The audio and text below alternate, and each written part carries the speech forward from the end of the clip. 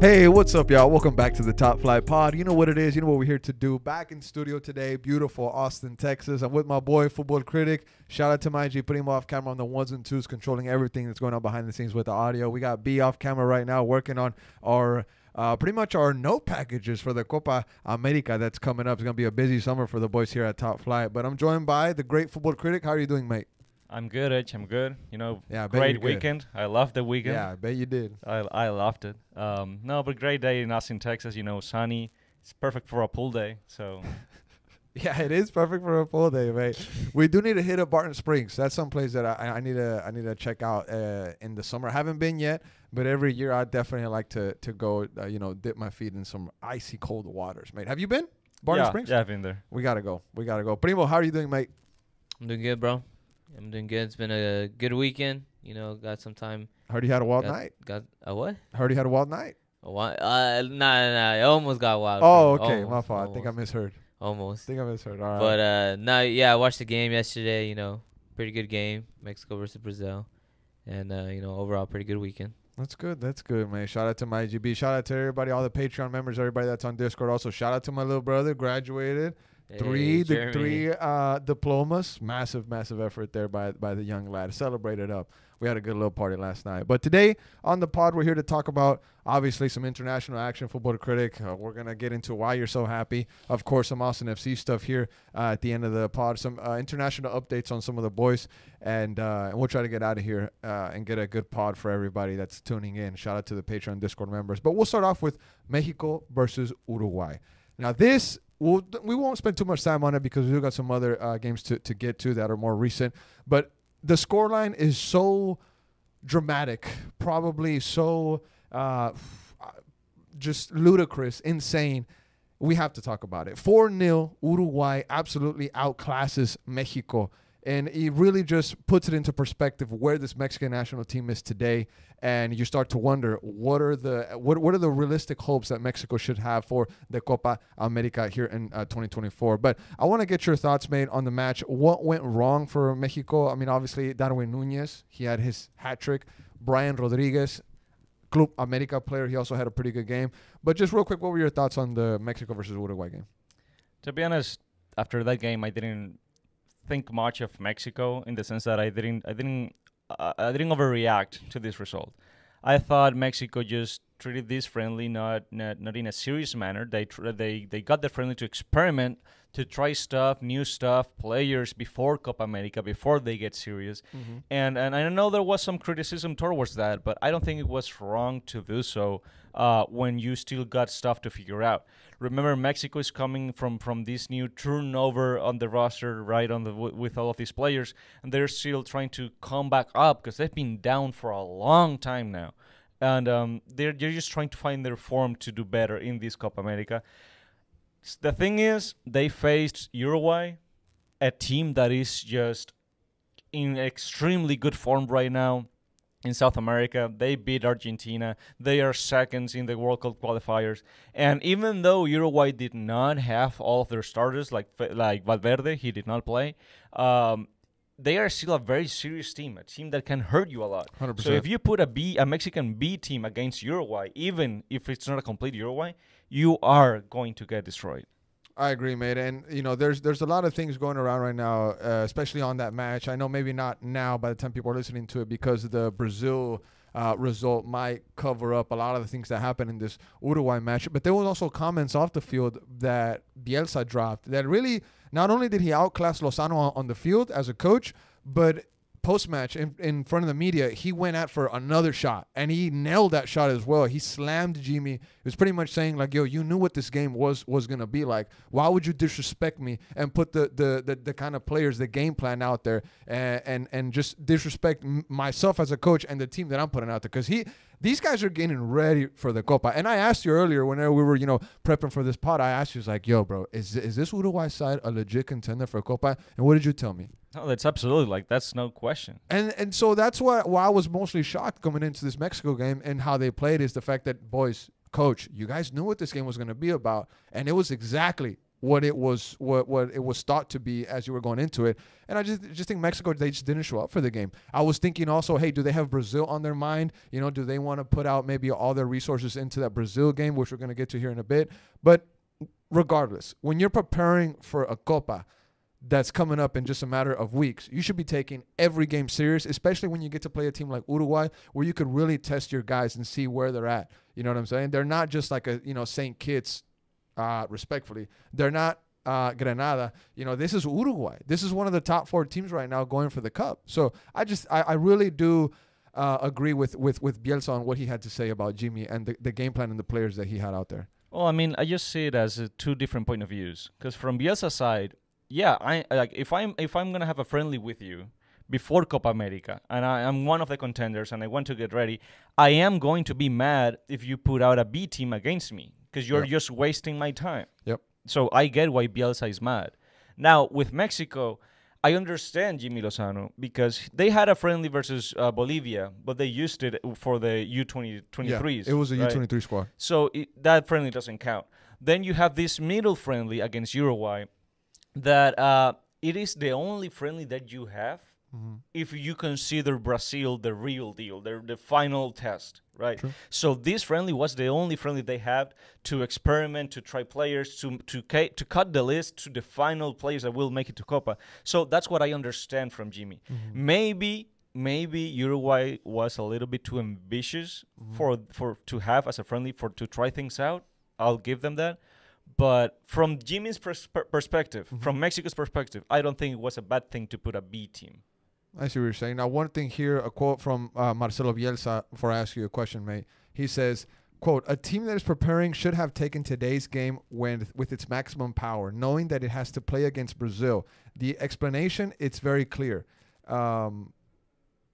Pretty much that was it right there. So, you know, just not really holding back. There was some other stuff there, but that's the main quote. And, you know, one thing that I wanted to mention, mate, about Uruguay, the question I was going to ask you, there was a moment where El Piojo Alvarado hits the crossbar out of nowhere, right? It was definitely against the run of play, but it was very early in the match. Uruguay was up very early in the match. It could have been 1-1 before it hit the 15-minute mark. Do you think the match would have changed, maybe shifted in another direction, you know, in favor for Mexico if that would have gone into the back of the net? It could have been 1-1 instead of, obviously, the massacre that ended up being 4-0. Absolutely not. Why? No. Why? Because Mexico was so dominated the entire time. But you're talking about the first 10 minutes, man. Yeah, but that was only one shot. Okay. You got, and I remember that play. Like Piojo just got the ball through a pass, pass, and he just it was out of nowhere. It was out of nowhere. First touch, boom, and it would have been a beautiful goal. It was a great shot, amazing shot. But that was not a play that Mexico built up to, and it was not a play that you could say, okay, Mexico's playing well. No, it was just one single shot out of nowhere. I agree. And actually, on the night, Piojo seemed like he was Mexico's best player, but it didn't matter for anything. Mexico loses 4-0 against Uruguay. Marcelo Bielsa has the last laugh against Jimmy Lozano. And what hurts the most, mate, last thing on this game is the fact that Marcelo Bielsa could have coached the Mexican national team, but the Mexican national team, because of personal benefit reasons, they went with Diego Coca, which was a flop. He's not even coaching anymore, and now we have Jimmy Lozano. So this guy could have been the coach for the Mexican national team. That's what hurts the most. But I want to move on to the Mexico versus Brazil game. That's a bit more recent in the listeners' minds with the whole, spectacle that happened at Kyle Field when Mexico played Brazil in College Station. That was very strange to me, but it is what it is. 85,000 people went out to see that game made. I mean, I knew a bunch of people that went out there. I knew some folks that rented out a party bus, a party van, and went out there. That's probably the best way to go see one of these games. Just show up drunk, leave drunk. You know what I'm saying? But spectacle, I say, because it was 3-2. Now, from the Mexican fan point of view, you lost the match, but there was some signs where you could say, hey, there was some things to build on here, right? From the Brazilian side, we're obviously going to get your point of view on that. Endrick shines. Endrick shows 85,000 people what he can do, why Real Madrid was on him since he was very, very young. Vinicius Jr., he comes on, shows his quality with the assist that he put onto Endrick. But in reality, before those guys came on, it was a B team, maybe even a C team for Brazil. And Mexico, they went all out in this game. I'll pull up the lineups here right now. But just real quick, your thoughts on the Mexico versus Brazil 3-2. You know, Brazil looked like they were running away for a bit, and out of nowhere, Mexico thinks that they have a draw in the final minutes of the game, and then, like we said, Endrick, he just shines. Yeah, with that game, I know it ended 3-2, and I know you could say, oh, well, Mexico played better, and we actually tied 2-2. Mm-hmm. To me, I wouldn't call that a C team from Brazil. I would call it a B, or even a half A, because they had a lot pretty good, good starters. But yeah, Vini didn't start, Endrick didn't start, Rodrigo didn't play. But to me, what happened was that Brazil had a crazy, had two chances in the first 2 minutes, and one of them was a goal. So Brazil was playing well, but after that, they just relaxed a bit. They weren't as intense. It wasn't that they didn't want to score, but they weren't, going after it, going for it. I felt like they were respecting Mexico. Yeah. I felt that too. And Mexico, they were trying to do their thing, but they just couldn't get past Brazil. Every single pass, every single idea, every single whatever would just get cut, and Brazil would get the ball back and then attack again. But it turned into a very kind of boring game between the 10th minute till the 45th or something like that. Yeah. Now after the thing with Brazil is they do that a lot. Okay. They scored first. Yep. They tend to, if they can score again, they will for a couple of minutes, but then they relax. Then they say, okay, we're winning. I'm good, no problem. If they get tied, scored on or tied, then they turn on the alarms, and then they start the real Joga Bonito. Yeah. They start playing how they really meant to. Mm-hmm. And that's why you see Vini on, that's why you see Endrick on, and that's why you see more attacking in the final minutes of that game rather than the rest of it. I want to ask you something real quick. Now, it's been kind of known and seen in recent years, very recent years. Argentina has kind of taken over that region. CONMEBOL is now theirs. They're obviously world champions, and also they've dominated Brazil and other teams. Brazil, I felt like just after Neymar, was there really an era with Neymar? You can go back and forth on that. But I feel like there's a new generation coming up in Brazil. And I think that this new generation of the Vinicius, the Endricks, Militao, I don't know if I want to put him in there. He's not that young, but he's also part of this core. But, those young guys that are coming up, you think that they're going to bring Brazil back to an area where they're, again, competing for World Cups? Because, they got 5. They're obviously going for the 6 always. But, do you think that Brazil is one day going to be back at that level that they used to be at? I think they will. Not for the 2026 World Cup or the one after. Really? I think, yes. You think it's going to take that long? Yes, because I think Wow. Vini is still young, Rodrigo is young, Endrick is young, Militao is fine. Mm-hmm. And this Brazil team is coming from a really bad era. Very bad. Very bad era for Brazil. And they're finding these new amazing stars right now. Mm-hmm. So it's a half and half team. They have amazing players and they have average. And that's why I said C team. Yeah. No. Well, I guess you could say that regarding the level, but I think that Brazil is having a new generation of talent. Because the way I see it, in all of these years that Brazil have been bad, it has been they've still won Copa America, and it was Neymar carrying the team, just Neymar, nothing else. Now they are reliant on more people. Now Brazil finally has a Ballon d'Or contender. Yep. Which they hadn't had in years. And I think by 2030, they will be a real serious team. Okay. Now, by 2030, guys like Rodrigo, Vinicius, Endrick, you say that they'll be in the peak of their prime. Yes. So that's going to be very interesting times to look at this Brazil side. But shifting focus to the Copa that's going to be happening in just 2 weeks, what are the realistic expectations for Brazil? Are they looking for a Final Four finish? Because there's some good teams in this cup, mate. And Brazil, just like you said, they're coming from a very bad era, and they have a lot of young guys. How far can these young guys actually pull their country in this tournament? So, they beat Mexico. You're not going to hang your hat on that because this is one of the worst Mexican sides in history. So you can't say, oh, we beat Mexico. We're marching into the Copa America with flying colors. You still got scored on twice, and it could have been a 2-2 draw, right? And Mexicans would have been, ooh, bro, you wouldn't have heard the end of it if it was 2-2. Endrick saves. Brazil should have won, rightfully so. But what are the realistic expectations for Brazil going into this Copa? The thing with Brazil is that they have so much history and they have such a huge name that they are always contenders. Brazil is coming in in the 6th place of the World Cup qualifiers. They are below Argentina, Uruguay, Colombia, Venezuela, and Ecuador. They had a really bad form, but there was a specific situation with a coach. They got a new one, and with this new coach, instantly they beat Spain, they beat England, they beat Mexico. They have been getting better. They're not playing out of their minds. I think they could be playing better, but they definitely got better from these World Cup qualifiers. And so the thing is, another fun fact is that Brazil doesn't take Copa America too seriously. Why is that? Because Mexico has had their fun with Brazil in Copa America in the past. But what I mean that they don't take it seriously. I don't mean the players. Of course, the players want to win it. I mean the Brazilians in general. Okay. Their things. The World Cup.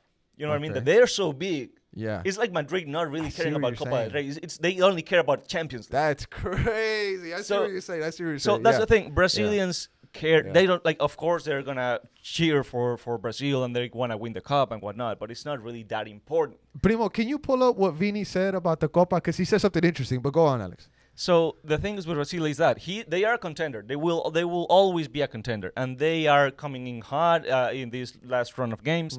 Not the qualifiers, but these last run of games. And you can never take them for granted. Okay. And the fact that you can have an Argentina versus Brazil final makes it even better because they get more motivated. So I think Brazil can definitely win this Copa America. Oh, okay. Or I don't mean they're favorites. They're the first in the top four, final four contenders. Oh, they're definitely final four contenders. Now, Vini, what did you say, Primo? ¿Qué dijo? I guess just saying I would give my everything to win the Copa America with Brazil. He kind of has to say that. He has to say it, right? He has to say it. You want to give the country and the players hope. And Vini's also a bit of a leader of this team. You know, he's like the guy. No, and he's in his peak. I mean, he wants to win everything. Estoy en mi peak. The Bad Bunny song, great song. But no, you're right, dude. 100%. Vini definitely has to put this team on his back and say, hey, whatever we're gonna accomplish in this Copa, I have to be a big factor in it. Also, Neymar is injured. Yeah. He knows he's the star right now. He knows the spotlights. Even if they have Rodrigo, even if they have Endrick, the spotlight is on Vini in this Brazilian side. Now, as a transition to talk a little bit about the Mexican side, because we kind of have to break them down. Vini Jr., great gesture by him, shaking the hand of everybody in the Mexican bench. The media is not showing you that, bro. The media is not picking that up. It's all independent, like fan page stuff. You know, people that follow the teams very hardcore that are posting that and saying, you know what, respect to Vini. It really just shows everybody out there the kind of the picture that the media can paint if they really want to.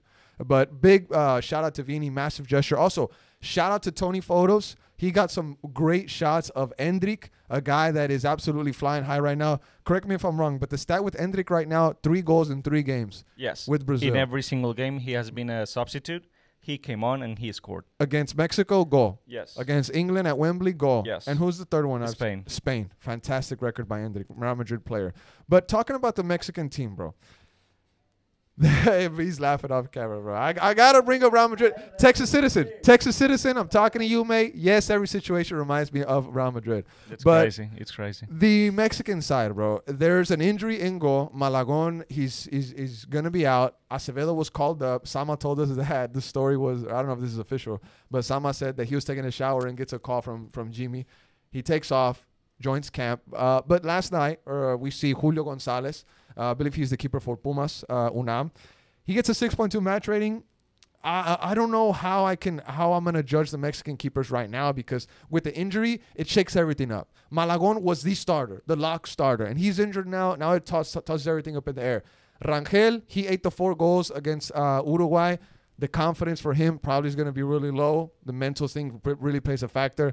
Julio Gonzalez, another young keeper. He eats 3 against Brazil, but Brazil's no slouch. And then Acevedo, a player that a lot of people have been calling for in the recent months with the whole Ochoa story kind of finally going away. He's finally out of the Mexican national team picture. Now we need a new keeper. So who's it going to be? I was really hoping that this Copa America was Malagon's just stage to really show the Mexican fan base like, hey, I'm here. The keeper position is still in good hands, right? Because Mexico typically has a good keeper. in my lifetime history, I've seen Mexico have some good keepers, right? But Julio Gonzalez, he did all right. He had some good saves. But on defense, we had Arteaga, Joan Vasquez, Edson Alvarez, which is a bit of a, not a surprise, but I was hoping to see him in the midfield. I think that's where he does best. But Sama tells us that he's a better center back. Adam also was arguing with that point. At the right back, Israel Reyes, America player, the guy that, if you can think back, he scored the goal against Chivas to send America into the final of the Liga MX to ultimately win them the bicampeonato. Shout out to B and all the America fans out there. Charlie Rodriguez, a guy that is still starting for the Mexican national team in 2024. I don't know who is on his payroll, who he has on his blackmail list. This guy should not be a starter for the Mexican national team. His stats in the last, I believe, 47 to 50 games are atrocious. Get this guy out of the national team. I don't know what he's still doing here. Luis Romo, if I'm not mistaken, he got the assist for Quiñones' goal. But I don't know if that was an own goal as well. Quiñones, we're going to get to him here. It looked like an own goal. It looked like an own goal, but they gave it to Quiñones. But Luis Romo with the 6.7 match rating. Luis Chavez, the guy that scored the beautiful free kick for Mexico in the World Cup, Russian player, not Russian himself, but he plays in Russia. 6.9 match rating. Actually, I don't know if he still plays in Russia. We need to check that out. Primo, where does Luis Chavez play? If you can, because I think he might have. I think he still plays in Russia. I think he made the move, bro. I think he still plays in Russia, but we'll see if you can check that out. And then we move forward, mate. Julian Quiñones, we mentioned him. He gets the goal. 7.0 match rating. You could tell that the goal really helped him out. If you get a 7.0 and you get a goal, imagine what the rating would have been without the goal. That's tough there. Santi Jimenez, I don't know what to say about his game. He plays in Russia, yeah. He still plays in Russia. Moscow. Santi Jimenez, mate, a player that really should be doing a lot more for the Mexican national team. You can argue that the service is just not there. I didn't really, I wasn't impressed by his performance against Brazil. Maybe, he was out of his element. Maybe it was an off night. It is what it is. But the player that came in for him, he was more important for Mexico moving forward. And then Antuna, fast, pacey player on the right side. He gets a 6.7, another guy that was substituted. But just from your point of view, Alex, what did you think of this Mexican lineup? It saddens me. It saddens me because Mexico used to have so much international representation. Mexico had top players, and I just don't know what has happened in the last few years. That you mentioned that Mexican team, and what, 2 are big names? Something like around. I mean, I'm just saying, like, relying on Liga MX. In modern soccer, in modern football, you're not gonna win anything with it. That's facts. I mean, if the USA got spanked 5-1 against Colombia with not a single MLS player, what does Mexico expect with Liga MX players? They want to win it off of vibes.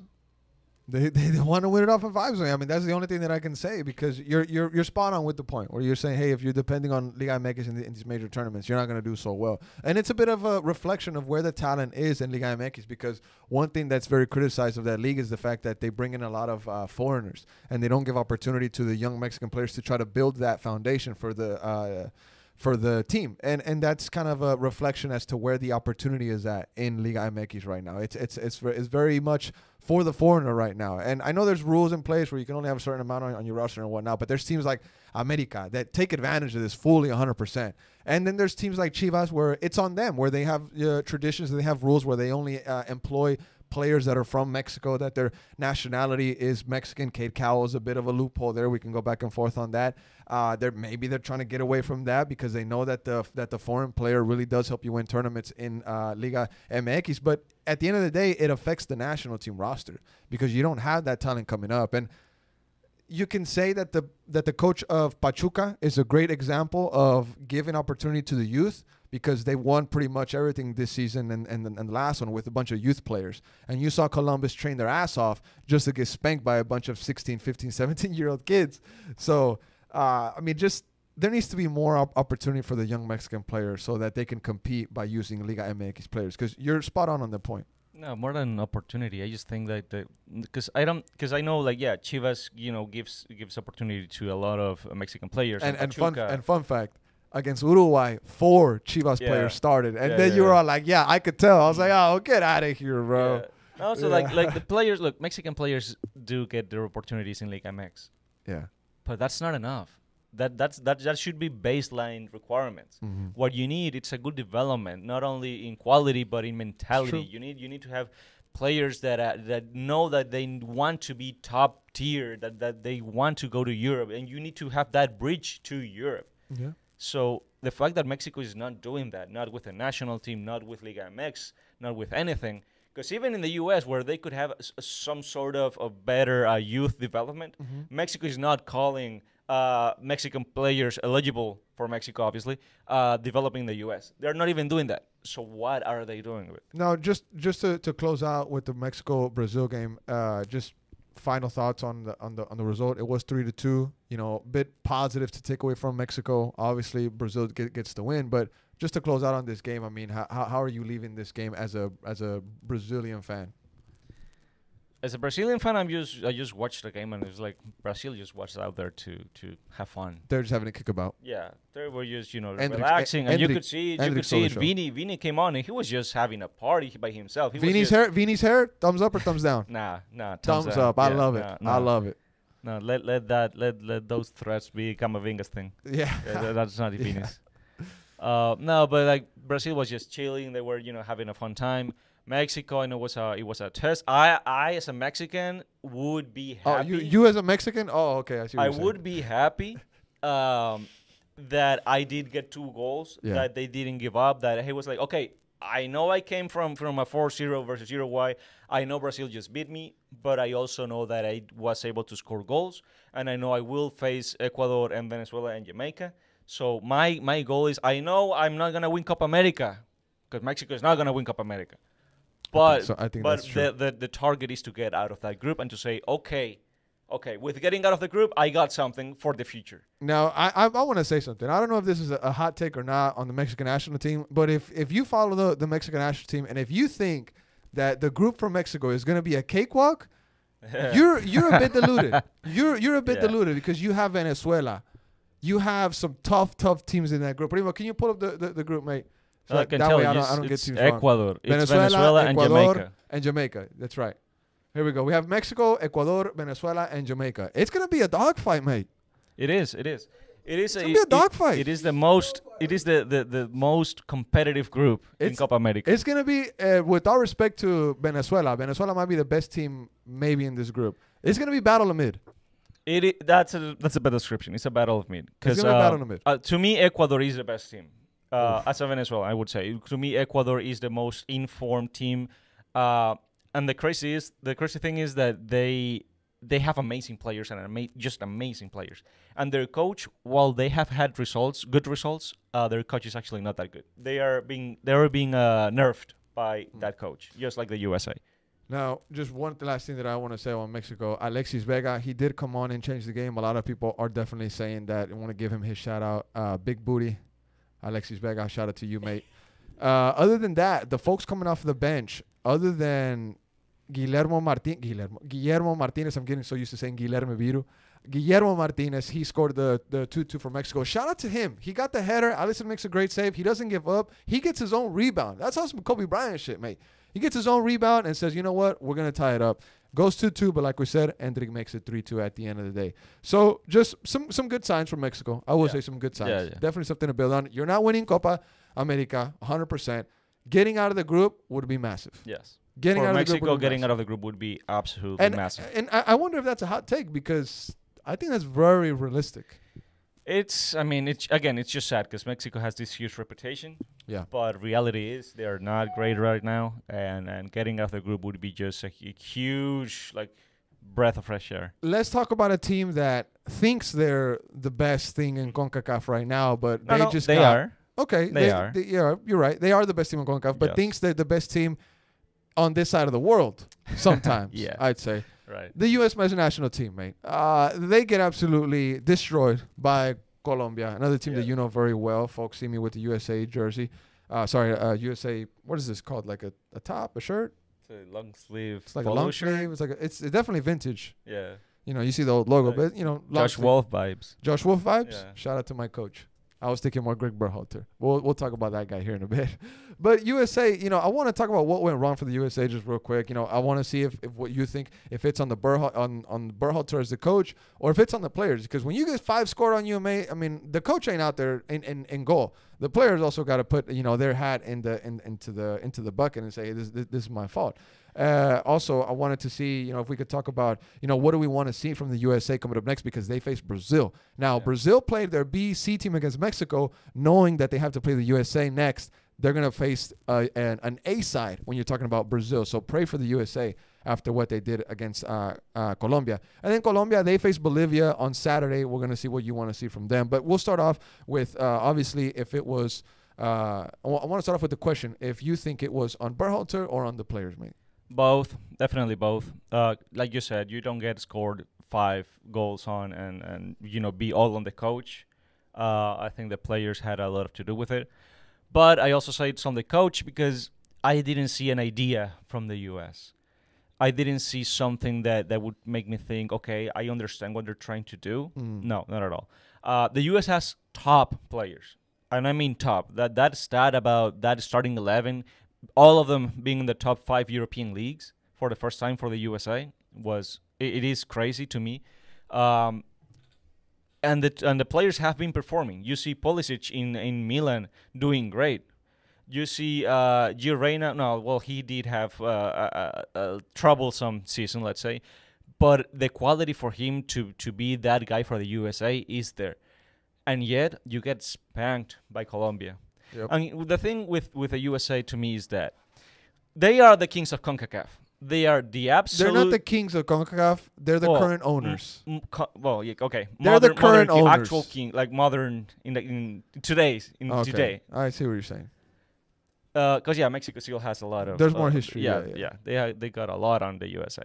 But they're the best team in CONCACAF right now. 100%.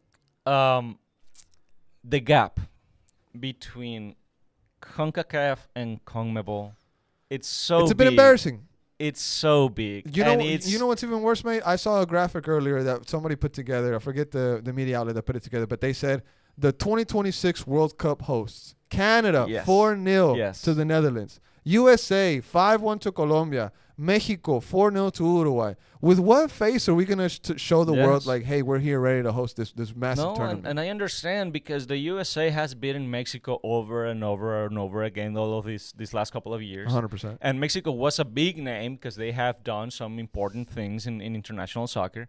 But the reality is, Mexico's level is way down right now.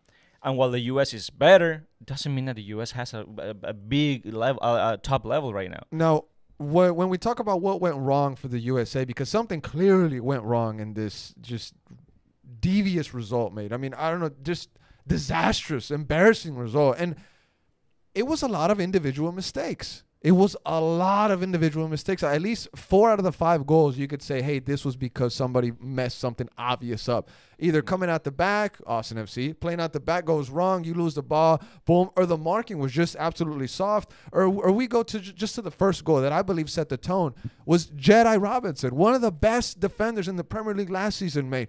Schoolboy mistake, doesn't know who's behind you, or at least doesn't know the fact that the attacker is probably 10 yards behind you and there's no danger at all. If you just shield the ball and let it go out to the corner kick, there's no danger there. Instead, he commits a dumb sliding tackle, puts it on a platter for the Colombia striker, who finishes it well behind Matt Turner, who I have many doubts. Matt Turner, I have many doubts of your starting position for the U.S. men's national team, mate. But one thing that I just wanted to say, a lot of these players, they don't have this kind of performance again. This was a brain fart of a game. This was a disaster of a game. And it's just unfortunate because it's against a team that you're going to face in Copa. So now they have a mental edge on you. And that's one thing that I want to touch up on. This U.S. national teammate, they are not mentally strong. They're very gifted when you talk about talent on the field and with their feet. Playing with their thighs. They're a very talented team is what I'm trying to say. Hell, there's a stat that you touched up on earlier. This is the first time in U.S. men's national team history that all the players in the starting 11 are from top 5 European League teams. That's an insane stat. To associate that with the USA, that's insane. That's usually maybe a Mexican national team stat in the past. But none of those players, if it's not Tyler Adams, none of those players have the characteristic to be a leader of a team. Nobody on the USA side against Colombia got everybody together and said, hey, you know what, boys, it's 2-0 down. We're still in it. Let's keep fighting. After the 3-1, this team mentally was destroyed. And just like a pampered, just like a spoiled American teenager, respectfully to all the American teens out there that aren't spoiled, but you know somebody out there that it does have that mindset, that does have that attitude of just saying something's not going my way, I'm turning this game off. Something's not going my way, I'm leaving the park, I'm taking my ball, right? And that's what I saw from the USA team. I really didn't see a leader out there that said, you know what, we're going to take this game by the scruff. We're going to come back. There's still a lot of football left to be played. Instead, after that 3-1, mate, they just packed it up and said, nah, we're done. We're good. And they thought they thought shit was sweet. No, Colombia said, okay, you're gonna take your foot off the gas. Here's 2 more. And they scored 5 on the USA, bro. Yeah. I couldn't believe it. That's why I say that part is on Berhalter, because that team doesn't have a leader. That team is not connected. That team has no chemistry. They are good enough to put 2 on Mexico and win easily Nations League, but that's about it. Yeah. You know what team doesn't have their starting 11 in top 5 of European teams? Colombia. Wow. Their starting 11 is not. All of them are not. And just like B said, that's a cool stat, but it don't mean anything. No. The thing is, Colombia, I know they got Luis Diaz, who is an amazing player at Liverpool. Lucho. I know they got James Rodriguez, who had a good run in Real Madrid. His talent he's overloaded with talent, but he's not doing good at club level at all. Like he's pretty horrible at clubs. And the rest of the teammates are in the Brazilian league, or some are in the Middle East. The thing about Colombia is that they played so well together. This Colombia side is 3rd in the qualifiers. James looked great. James with Colombia is amazing. James looked like he was in his Real Madrid days. But that's the thing. Like Colombia has so much chemistry and play together as a group that Luis Diaz is not shining as an individual. James is not shining as an individual. Scally did good on him. Scally did pretty good on but Colombia as a whole, as a group, is just an amazing team that has them as the 4th real contender for the Copa America. Alex. Yeah. Alex. Yeah. Who's you going to say is 4th? Okay, I don't know who's 4th, but I what I like to do in major tournaments, I always pick 3 and I leave the 4th for the wild card. You think Colombia the wild card? Colombia is the only undefeated team. That's true. In the World Cup qualifiers. That's true. They didn't lose to Brazil. They didn't lose to Argentina. They didn't lose to Uruguay. That's a good take. Okay. Colombia is 3rd in qualifiers and undefeated. They also have an interesting group. They have Brazil, they have Paraguay, and now Costa Rica is in the mix. And they Cascante. I believe they He's about to lock them up. I believe they have been undefeated for 22 games now. Okay. So it's not just qualifiers. They have been. Cascante's about to eat you up. Right. Well, first of all, I'm Venezuela, so true. So my fault. Chill. I know some people play for 2 countries at the same time. Not me. Oh, shots. So all right. No, but okay. So back to the USA. They play Brazil up next, mate. I mean, what do we want to see from them? Because obviously it was a bad showing against Colombia. Individual mistakes really set this team behind months. All the progress that was made, this result sent them back maybe a year in progress, bro. I mean, the negative media attention on the USA side right now is not what you want going into a major tournament. Even Barstool Sports chimed in, and they said that Greg Berhalter embarrassed the U.S. embarrassed the country once again. Yes. And there was a lot of people that follow the USA on like a tactical manager, 11 Yanks kind of level that were coming out and saying, hey, you know what? Thank you, Barstool Sports, for shining light on this topic. Because when you think American media, when you talk about sports, Barstool is something that has recently come up in recent years. And the regular American, the average American will know what Barstool is instead of 11 Yanks, instead of tactical manager, instead of Top Flight, instead of Warehouse on TV. So that's their media outlet. And the fact that this media outlet, as big as it is in this country, is finally coming around. Not finally, because they were saying about stuff about Berhalter in the past. But putting him on blast, it does him no favors. And it does no favors for the federation of the U.S. men's national team because, let's be real, they're very controlling.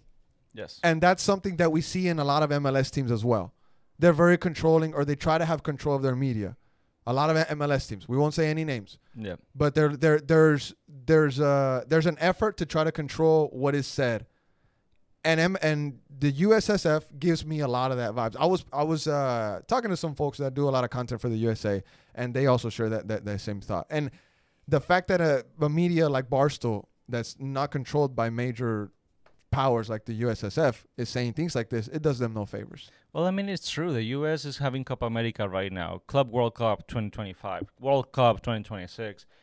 They are trying to make, MLS look like it's growing. It is growing, but they're making it look like, it's a big thing right now. But then you get your best players, because the USA did not hold back. They put the best of the best out there. And then you get spanked 5-1. So what do you need to see against Brazil? You obviously need to turn up. Oh, definitely. But it's hard because this is Berhalter. I have seen this USA side play this way for 3 years now. Yeah. Again, enough to beat Mexico, but it's not pretty. Ojo. We do have to point out, add context. This is historically probably the worst talent pool that Mexico has ever seen. Yeah, this is the worst national team Mexico has ever had. Yeah, you're saying like Mexico still made it to the final of Nations League, and the only marquee wins that Greg Berhalter has is against Mexico. That was something that's being thrown around. And Jurgen Klinsmann, as criticized as he is, he had massive wins against massive teams. So that's something to definitely point out. Berhalter out. Yeah, Berhalter for out. sure. Yeah. And one thing I was telling B earlier is like there is some scary similarity between Greg Berhalter and Josh Wolf. The fact they come from the same school. The fact that he deflected 100% and really put it on his players, which I agree with to some extent, but no ownership of his mistakes maybe is a bit alarming. And I see that a lot in Josh Wolf too. It is what it is. But, mate, that was all the international talk other than the Austin FC players that we had. I want to touch up on a couple games that do involve Austin FC players. We had Julio Cascante and Costa Rica. The match against Granada just finished. We were watching that here in studio. But before that, Cascante played St. Kitts and Nevis with Costa Rica. 2 wins. They've enjoyed the football recently. Now, if I'm not mistaken, they have 6 goals scored against opposition, and they've conceded none. So massive start for Costa Rica in the World Cup qualifiers. But I know you're throwing your hands up around. I think it's 7 actually, because they scored 4 on St. Kitts and 3 on Granada. So 7 goals. But it's St. Kitts, it's Granada. I mean, yes, no, but you got to beat the team that's in front of you, mate. You got to beat the team that's in front of you. And we've seen USA side go to Trinidad and Tobago, not get the score, and not qualify to the World Cup. Yeah, so we need to respect some of these teams. No, but that's in the U.S. Because look, I'm excited to see Costa Rica. I really am, especially at Q2. Like with Costa Rica, I'm good. I'm just saying that when you analyze games against Granada, against St. Kitts, against even Dominican Republic. I mean, as a country, I love Dominican Republic, but but footballistically, they don't exist. Cuba doesn't 100%, exist. 100%. And so these games, these Concacaf games are like... these are also must-wins, and they are taking care of business. Exactly. The important thing here for me is an Austin FC defender is keeping international clean sheets. Yeah, no, that for sure. They needed to win. Part. They won. That's a good thing. And one thing that I wanted to point out, there's not much to talk about this game. Just Julio Cascante against St. Kitts and Nevis. He had some great stats, mate. Some things. I mean, they're not.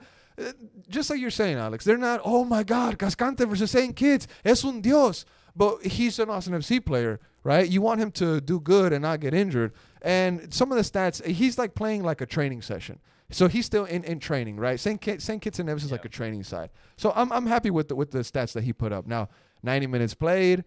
He had 9 out of 11 aerial duels. He's a very massive threat up in the air. The pass accuracy, 93%. These are little stats that I look at and I think, okay, Cascante is doing good wherever he's at right now. So that's really the main thing that I want to touch up on, mate. I don't want to, just glaze this guy for beating St. Kitts, for beating Granada. Where are they at on the map? Who knows? But it's just the fact that Cascante is in good rhythm. He's doing good. He's not getting hurt. He has the ball. I trust Julio, like as an SMFC player. I know he will do good and he will have that performance. Mm-hmm. It's just that when you mention Julio in Costa Rica, yeah, I'm excited because I do want to see him, but face Paraguay. You know what I mean? Yeah. That I'll be, my eye will be on Julio for that match. Yep. And that's what I want to see from him. Yes, but just like we said, versus St. Kitts and Nevis, he had a pretty good game. Well, good game by just stats-wise standards, but stats on everything. You can't just go by off the stats. You got to watch these games. And if you want to, you can go back on YouTube. These games are free. Concacaf is streaming them on YouTube for free. Against Granada, Julio Cascante, he sees a 7.1 match rating. Now, important detail, Alex, Costa Rica is using Cascante in a back three. Yeah. He's the center point of this back three. He's very important in front of the keeper. He's obviously, conducting a lot of the play when the ball comes out of the back, something that he does for Austin FC. And of course, that's something that Austin FC could do in the future with the players that are coming in. You talk about Mikel Dessler, you look at Jean Kolmanich now, and the players that we have. A back five or back three in whatever, when you go forward and when you go back, you know how they switch. This could be a reality for Julio and Austin FC in the future. Yeah. I mean, your thoughts on Costa Rica using him there? No, I mean, I think that might be one of the reasons of why they also picked up Julio, because he has been used in this system. I think we know Julio is a leader. I know Julio is a good mind to have in the back line. I think Costa Rica is just benefiting from it. I think the fact that they want to play a back five or back three, and you got a CB that can do it, because they're not, too easy to find. It's a good thing for them. And I wouldn't be surprised that being the middleman in that back three, Julio ends up being one of the leaders in the national team. Now, one thing that I told you earlier, you mentioned him being a leader in the national team. I think he's but I think he's destined for a captainship for Costa Rica. Maybe he's going to work his way into it. Right now it's Calvo. But he could be a second captain here soon. He could one day be a first-team captain, because he said he was waiting for a long time for the call-up. The call-up finally gets there, and a lot of fans of Costa Rica are praising him. They're saying that he's very secure in the back. And not just fans. I was talking to Tomas Fonseca on Twitter the other day, and he was highlighting Julio. And, I just mentioned how he's very safe in the air, and he said, yeah, that's one of his best qualities. And I think Costa Rica really likes that game, that part of his game that Julio does bring, because we've seen him score headers for them in the past in friendlies against, Saudi and UAE. He had some pretty important offensive contributions there. Against St. Kitts and against Granada, not so much in the attack, but his job should be to just defend. Yeah. In the past, Austin FC fans have told Cascante that they want him to score less and defend more. And I think right now he's at 2 goals, no? Tiene dos goles? Not these two. Oh, with Austin? With Austin this season. Yes, 2. Yeah, I think 2. Yes, 2. Now, just real quick, I do want to bring up Costa Rica's next matches, Primo, if you could bring those up while we get Leo Väisänen's information ready with Finland. Now, Finland, they tied 2-2 against Scotland. Leo Väisänen, he did feature in that game, mate. He had a 6.5 match rating. Not too bad, not too good, but they're not playing for anything. Just a friendly. Costa Rica's games, they're World Cup qualifiers. Yeah. They have more weight. Yeah. This game against Scotland is just a kickabout. It's just a friendly. It's just a. I mean, if I'm Leo, I'm just looking at it as, Scotland is a good team, and it's a team that I want to play against after coming back from an injury, right? Yeah. To pick up form, to pick up my physique. So it's good for Leo. Now for Leo, we mentioned Julio Cascante playing in that back three that turned into a back five at some moments. Leo Väisänen, he's in a back four, so that's a similar system as what he plays with Austin. He played 90 minutes, no injury. He's safe. 7 clearances, 1 out of 1 aerial duels won. No goal was really his fault. I was looking back at the highlights because I couldn't watch this match because I was at work. But just the goals really just seemed to come from other places of the field. So nothing really much to add on Leo Väisänen, just the fact that he went to duty with his country, and he's gonna be coming back healthy. Yeah, That's the best part. He was a consistent starter for them. Then with this injury, he did not start nor play actually against Portugal, and the fact that then he played for against Scotland, full 90 minutes. Goals were not his fault. He did decently. I think he's just his way back into the national team like he had before. He had been before. 100%. So that's good on Leo, good on Julio. They're out there getting their minutes, getting their action. Julio obviously, probably having a meal against the teams that they're playing against, having probably a bit of a easier time. Leo, though, playing against maybe a bit of a harder side, Scotland. Oh 100%. no, Scotland. I have Scotland. Being as one great team. Great team, good team. Yeah, it was not top, but definitely good team. Yeah. So it's good to know that our boys are getting minutes and they're healthy. They're good. So not much to add on there. They'll be back here soon. Now Bobosi in Uganda. Now Bobo, he was getting a lot of love from African Twitter, and that kind of spilled over to our Twitter at Weird Austin TV. we were making sure folks knew that Bobosi also played, because I think a lot of the time Bobosi's games, they're forgotten. A lot of people don't mention him. I don't know why, but Uganda's games, I feel like they miss press releases, and they miss the attention of some Austin FC fans. But at We're Austin TV, we always like to highlight that, and I think he feels it, because he always responds to what we have to say to him. But he responded to our tweet with hearts, and then his fans from Uganda, they pretty much just went at it, replied to us saying, hey, he did good. Hey, he played in a really good ball that ended up to the goal, because they did beat Botswana. And that's a World Cup qualifier for themselves too. So, it's good that our FCito player, Bobosi, he's doing good with his country. He won an award for the best player of that country recently. And folks were saying on Discord that when Danny Pereira ultimately leaves here soon, that Bobosi is going to slide in and take that spot. Yeah. Yeah, I mean, to me it's interesting, because we have always seen, he's been getting calls to the international team for a while now. So it's not surprising. For a while, before Julio was getting these call-ups, Bobosi was our only international player. Yeah, exactly. Which is weird. Yeah, but I mean, he was deserved, and they believe in him clearly. Yeah. And to me, it's always weird that FCito, we are always hearing about Pinot, and but when have you heard Bobosi constantly when FCito is mentioned here in Austin? Not often, and I think that's a guy that deserves a lot of love, because I mean, he's doing well. I know Uganda is not one of the main teams in Africa, and that you expect to see a good game from as a team, right, or anything like that. But the fact that he gets called up so much at his age and he's doing well, I think that's a guy that I would not be surprised at all to see in the first team in next season, maybe in two years. And that's a guy that should be praised or mentioned as much as the other FCito guys. Beautiful long ball by Bobosi that sets up the killer pass into the area to secure the win for Uganda in this World Cup qualifier against Botswana. So big ups to Bobosi. I'm very curious to see what's going to happen to him as an Austin FC 2 and Austin FC first player, see what happens there. But as of right now, Uganda, take care of our boy. He will be back soon. So shout out to my G Bobosi. That was my computer, but you're good. Now, just last but not least, mate, Austin FC, they got Colorado up next. We're going to have a watch party at the Walnut Creek Pub. Folks listening to this, we're going to be rolling out with some promos here this week. But that's going to be the next game coming up for Austin FC. It's going to be a lot of fun. Alex, just what do you want to see from Austin coming into this game? Now, a lot of players, they were in training, but then they realized, yo, there's guys at the beach. I'm out. And we say hi that O'Brien. He was training one day.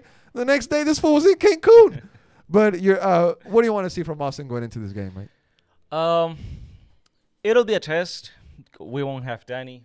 We won't have Julio, said by Coach Wolf.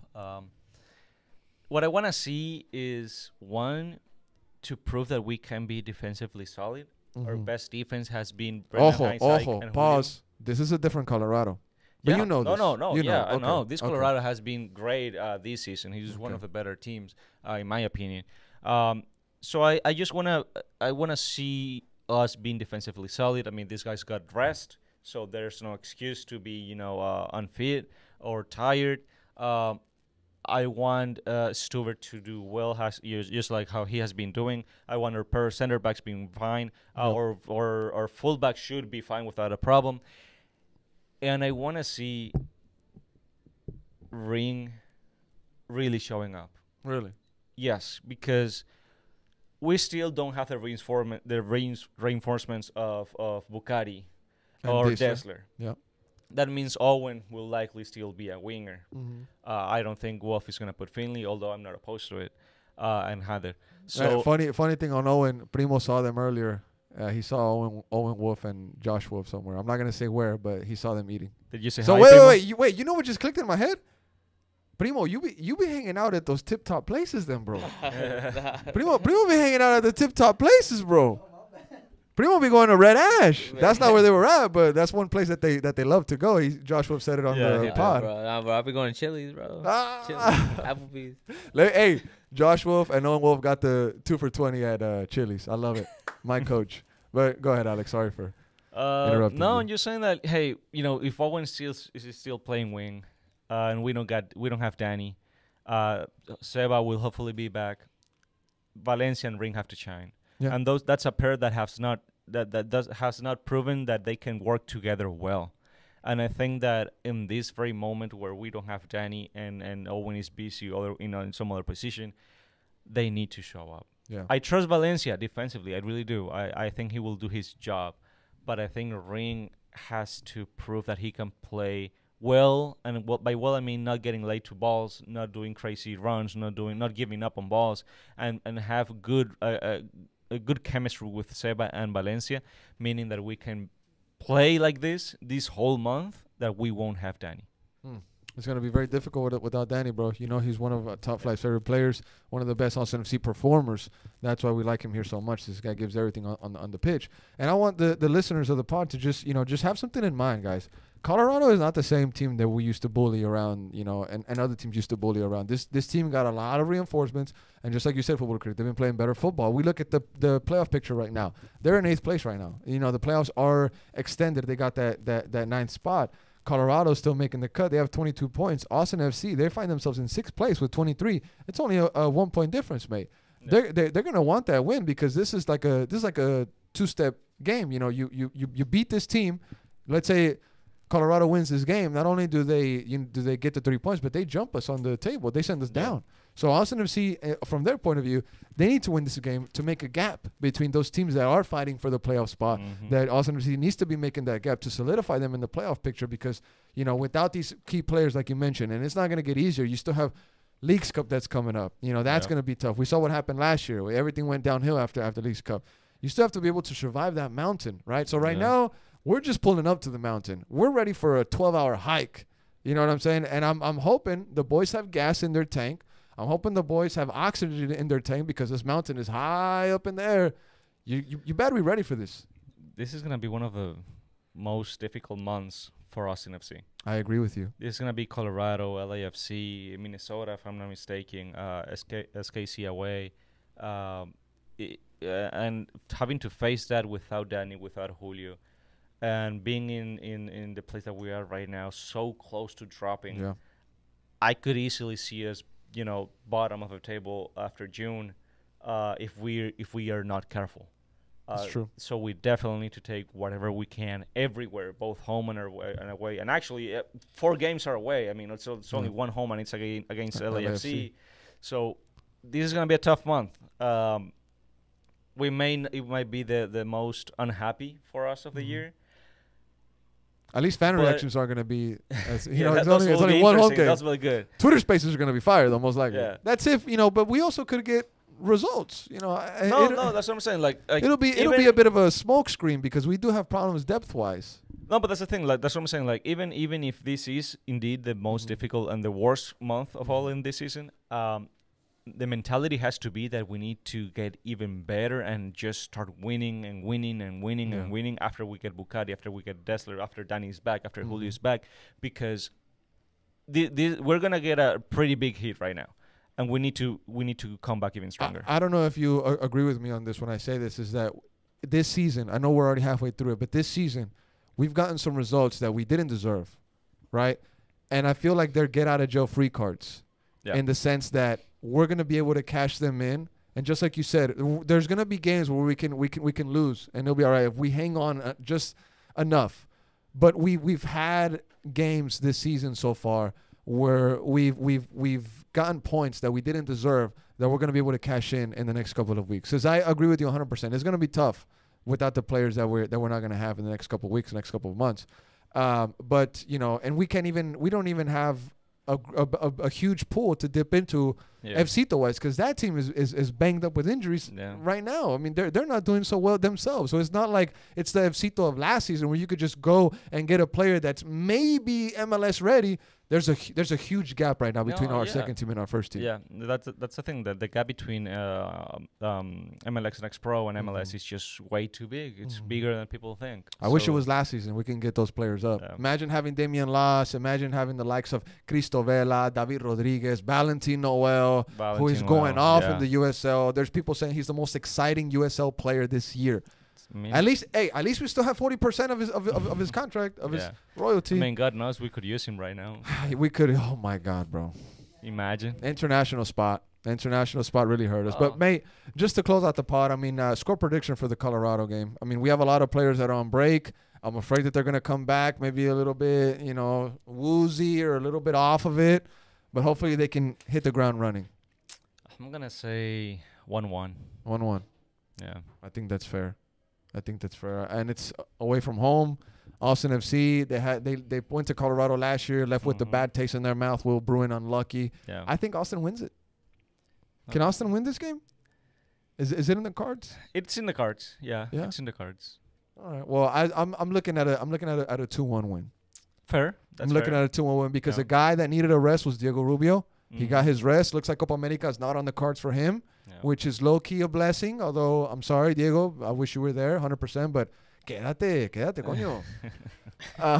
But anyways, shout out to... You know he's Chilean and not Spanish, right? Coño, isn't that Cuban? No, that's Spanish. Oh, my fault. Coño. Coño, my fault. Vale? Vale.